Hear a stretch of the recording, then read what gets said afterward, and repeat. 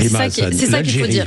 Et par ailleurs, je veux dire qu'on nous n'allions pas en Israël, nous allions en territoire palestinien. Oui. Il se trouve qu'il n'y a pas d'aéroport palestinien puisque il n'y a pas et on est toujours dans un système d'occupation et de colonisation. On est obligé de passer par Tel Aviv. Mais on n'allait pas du tout, si vous voulez, faire du tourisme en Israël. On allait enquêter sur les exactions d'Israël en territoire palestinien.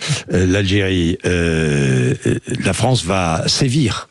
Vous avez vu contre l'Algérie. Vous avez écrit l'Algérie, c'est, je ne sais pas, la Mecque des révolutionnaires et de la liberté. Oui, tout à fait. Oui, tout à fait. Un pays où les opposants sont jetés en prison. Non, mais attendez, la référence, la Mecque des révolutionnaires et de la liberté, il faut quand même resituer dans l'histoire que l'Algérie a été le pays d'accueil de une grande majorité des mouvements décoloniaux, notamment du continent africain, qui a par ailleurs financé, soutenu, accompagné et soudé, si vous voulez, tout un socle du mouvement décolonial du continent africain. De là où je suis une citoyenne française d'origine palestinienne. Ma lutte, elle est aussi décoloniale sur le plan, sur la question palestinienne. Pour moi, l'Algérie est une boussole dans son histoire, si vous voulez, dans la contribution, la contribution de l'Algérie au mouvement décolonial. Vous ne croyez pas que les autorités algériennes exploitent, le souvenir de la colonisation pour justifier une politique dictatoriale? Vous ne pensez pas? Non, pas du tout. Non, pas du tout. Je trouve que l'Algérie, c'est la liberté totale en Algérie. Non, je trouve que l'Algérie est parfaitement digne dans sa position vis-à-vis de la France. Oui. Je trouve que l'Algérie a quand même été parfaitement coopérative avec la France quand on revoit l'historique des accords qui ont été passés. Quand elle accueille ses citoyens qui sont rejetés par la France, qui sont condamnés en France. Non, mais écoutez, la question des OQTF, qui sont expulsés. La question des OQTF est un sujet plus large. L'Algérie est digne, là. L'Algérie a raison. Est-ce que l'Algérie a raison de refuser ses ressortissants, oui ou non? La question des OQTF est un sujet qui est beaucoup plus large que le cas, si vous voulez, des ressortissants algériens. Ce qu'on peut regretter... Les réponses sont beaucoup plus larges. Non, en fait, ce qui vous dérange, c'est des réponses complexes. Extraordinaire. Ce qui vous dérange, non. Je vous pose une question.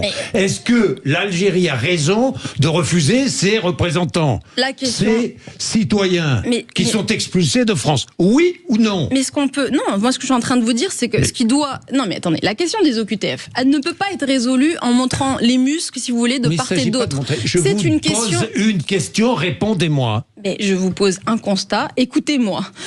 Il y a, si vous voulez, sur la question des OQTF... Le dialogue est bien difficile quand on ne veut pas répondre aux questions. Non, le dialogue est difficile quand vous ne voulez pas entendre une complexité de la pensée. Non, mais... Il y a, sur la question des OQTF, la condition, effectivement, que le pays d'origine accepte ses ressortissants.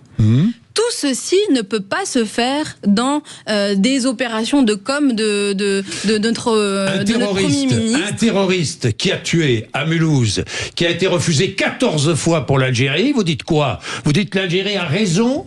L'Algérie a raison de ne pas l'accueillir? Non, je crois que l'Algérie, par ailleurs, a fait un communiqué en disant qu'ils étaient en train d'enquêter sur ce qui s'était passé sur ce cas-là. Donc, on le sait, hein. Celui qui est mort le sait, hein. Enfin, il ne le sait plus, malheureusement, mais sur la question des OQTF, pour l'Algérie, comme pour les autres pays, c'est un sujet... Pourquoi vous voulez faire une obsession sur le cas algérien? Vous savez combien il y a de... Quoi, le terroriste de Mulhouse? Il est algérien. On est bien d'accord? Oui, mais ça concerne... Il a été refusé 14 fois par l'Algérie. Mais ça concerne toute la question des OQTF. Vous ne pouvez pas appliquer, si vous voulez, ça que à la question franco-algérienne. C'est la question de toutes les OQTF qui doit être appréhendée politiquement. Mais pourquoi est-ce que vous ne voulez pas accepter? Non, non, mais attendez, je suis désolée, moi je vous partage mon avis. Je ne pense pas que faire de l'Algérie une question, un sujet d'obsession politique, comme est en train de le faire Monsieur Retailleau. Mais tout le monde le dit, si vous voulez.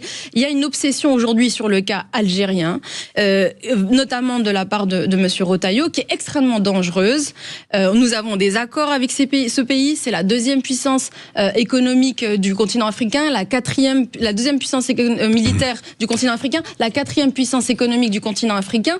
Et je rappelle aussi que la France a ces derniers mois eu des situations aussi conflictuelles avec d'autres pays qui ont demandé notamment aux militaires français de sortir.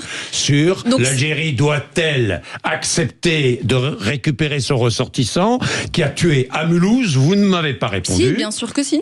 Elle doit l'accepter? Oui, bien sûr. Elle doit? Ah, enfin. Et bien sûr, vous voyez que j'obtiens une réponse. Mais non, mais je suis en train de vous dire... moi j'ai une autre question à vous poser. Je suis en train de vous dire que c'est pas... Parce que le temps presse. C'est Boualem Sansal.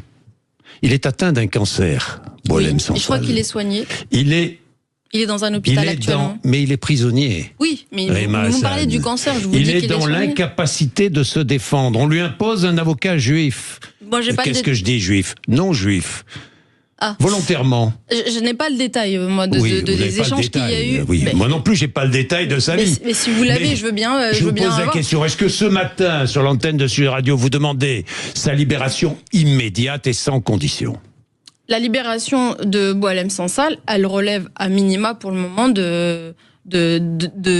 d'échanges à minima diplomatiques avec l'Algérie. Donc vous ne demandez pas ce matin sur l'antenne de Sud Radio sa libération immédiate et sans condition. Oui ou non? On sait déjà. Non mais attendez, c'est pas une question de oui ou non. C'est une question d'avis sur un sujet. Comment donc mon avis, je me suis déjà exprimé dessus. Donc franchement, cherchez même pas à me piéger sur ce sujet. Mais je ne cherche pas à vous piéger. Je vous pose une question. J'ai déjà dit que j'étais en faveur de sa libération. Le cas de Sansal, c'est que il y a des dispositions du code pénal algérien sur l'atteinte portée à l'intégrité territoriale, et notamment l'article 87 bis de l'article du code pénal algérien. C'est au nom de ce motif-là qu'il est actuellement en procédure pénale et détenu en Algérie. Le cas de Sansal, il est particulier puisqu'il a une double nationalité depuis peu, je crois, depuis quelques mois avant son arrestation, il a obtenu la nationalité par des... C'est une question de temps. C'est pour ça que je vous dis que c'est un sujet franco-algérien. C'est parce qu'il a la double nationalité. Mais il est français. Oui, mais donc c'est un sujet franco-algérien parce que c'est un ressortissant algérien appréhendé en Algérie sur la base des dispositions pénales du code algérien, mais il a également aussi la nationalité française, qui fait que effectivement la France peut avoir son mot à dire. Moi je vous pose la question simple. Mais j'ai déjà répondu. Est-ce que l'Algérie doit le libérer sans condition et immédiatement? J'ai déjà répondu. J'ai déjà répondu. J'étais en faveur de sa libération. Vous avez répondu vaguement. Mais qu'est-ce que c'est que c'est un interrogatoire ou c'est une interview simple? Mais je réponds, vous me dites, vous m'avez pas bien répondu, c'est ma réponse. Elle vous satisfait, vous satisfait pas, c'est pas mon problème. Je vais vous dire pour terminer. Oui. Je me souviens quand Daniel Obono est venu ici et n'a pas voulu reconnaître. Mais je termine simplement sur ça. Il nous faut de l'apaisement en fait dans le rapport que nous avons avec l'Algérie, et notamment avoir une diplomatie qui soit un peu plus intelligente. Et ça, tous les observateurs le soulignent encore une fois. Donc il faut arrêter d'avoir une position qui consiste à imposer un rapport de force, mais plutôt reprendre une diplomatie sereine avec un pays qui, par ailleurs, a toujours été un pays avec lequel nous avons eu des relations.